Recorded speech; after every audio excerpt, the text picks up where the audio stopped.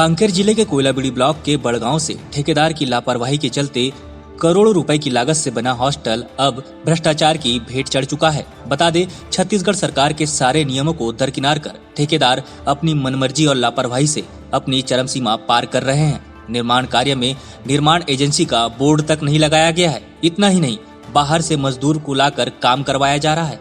गुणवत्ताहीन रेती, गिट्टी और ईंटा का इस्तेमाल किया जा रहा है और इंजीनियर जिसकी जिम्मेदारी होती है मॉनिटरिंग करने की, वो भी मौजूद नहीं है। और ये बात हम नहीं कह रहे हैं, बल्कि ठेकेदार का मुंशी स्वयं बोल रहा है।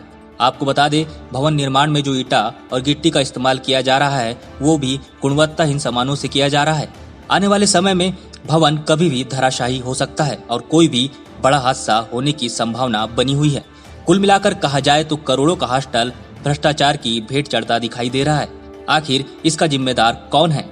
पखांजूर से न्यूज़ प्लस 21 के लिए विप्लव कुंडू की रिपोर्ट।